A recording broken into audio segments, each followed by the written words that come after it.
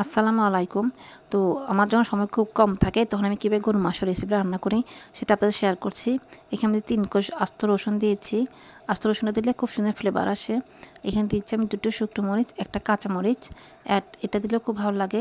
তারপর দিয়ে দিচ্ছি আমি এখানে 2 টিস্পুন পেঁয়াজ পেস্ট, আর এখানে দিব আমি 1 টিস্পুন রসুন পেস্ট, আর দিয়েছি 2 টিস্পুন আদা পেস্ট। তো আদা পেস্টটা গরুর মাংস আমার কাছে দিলে বেশি ভালো লাগে, আর মনে হয় গরুর মাংসটা খুব তাড়াতাড়ি সিদ্ধ হয়।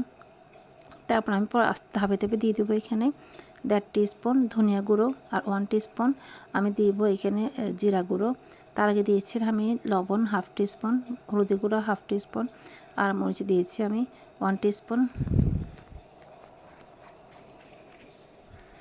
তো সবগুলো মশলা দেওয়ার পরে আমি হাত দিয়ে খুব ভালো করে মেখে নেব।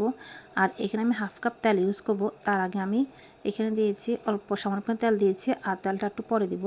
তো আমি হাত দিয়ে মেখে ঢাকা দিয়ে রেখে দিয়েছি সামান্য পরিমাণ পানি দিয়ে। দেন চুলা ধরিয়ে দিয়েছি। তো খুব ভালো করে কষিয়ে নিয়েছি। দেন তেলটা উপরে উঠে আসছে। তেলটা উপরে আসার পর এখন আমি 1 কাপ আর 1/2 কাপ মানে 1.5 কাপ পানি ইউজ করে দেবো।